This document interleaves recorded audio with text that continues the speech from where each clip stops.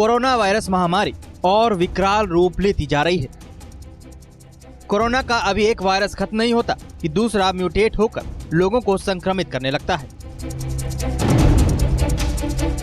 आपको बता दें कि दुनिया भर में अब तक कोरोना के 6 से ज्यादा स्ट्रेन्स मिल चुके हैं। हालांकि ब्रिटेन में मिला हालिया वायरस पूरी तरह से अलग है। कोरोना का ही नया रूप ब्रिटेन में बेहद तेजी से लोगों को संक्रमित कर रहा है। यही कारण है कि ब्रिटेन सरकार ने लंदन और आसपास के क्षेत्रों में करीब 1 करोड़ 60 लाख लोगों पर पाबंदियां सख्त कर दी हैं। वहीं क्रिसमस को लेकर दी जा रही छूट भी वापस ली जा चुकी है। कई यूरोपीय देशों ने यहाँ के लिए सामान परिवहन पर पाबंदियां लगानी शुरू कर दी हैं। As Prime Minister, it's my duty to take difficult decisions, to do what is right to protect the people of this country. Lockdown का सबसे ज्यादा नुकसान सुपरमार्केट को हो रहा है, जिनके पास सप्लाई रुक गई है। ब्रिटेन की दूसरी सबसे बड़ी सुपरमार्केट चेन सेंसबरी ने बयान दिया कि अगर यूरोप से फिर से संपर्क कायम कर जल्द सप्लाई शुरू नहीं होती है तो कुछ ही दिनों में स्टोर खाली नजर आने लगेंगे। ब्रिटेन साल के इस समय में सब्जियां और फलों से लेकर कई अन्य खाद्य पदार्थों की सप्लाई के लिए यूरोप और विश्व के अन्य देशों पर निर्भर रहता है। हालांकि कठोर लॉकडाउन के चलते ब्रिटेन के लिए काफी परेशानियां शुरू हो सकती है। नए कोरोना वायरस को देखते हुए अब तक कुल 43 देशों ने ब्रिटेन जाने और आने वाली सभी उड़ानों पर रोक लगा दी है।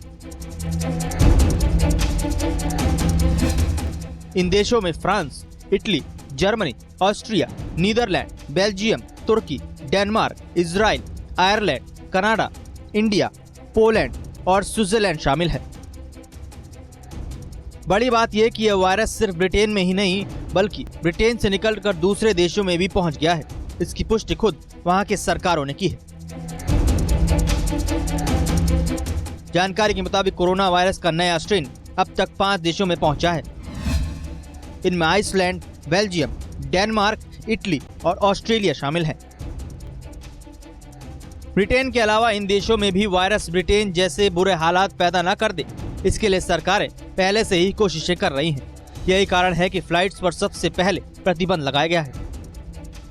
आपको बता दें कि ब्रिटेन के कई इलाकों में टियर 4 के प्रतिबंध लगाए गए हैं। ब्रिटेन के जिन इलाकों में टियर 4 के प्रतिबंध लागू है, वहां लोगों को अपने घरों में ही रहने, जरूरत न होने पर घर से बाहर नहीं निकलने, अपने इलाके से बाहर न जाने और दूसरे इलाकों के लोगों से न मिलने के लिए कहा गया है। साथ ही इन इलाकों में घर से बाहर निकलकर सार्वजनिक जगहों पर केवल एक ही व्यक्ति से मिले, इसके लिए कहा गया है।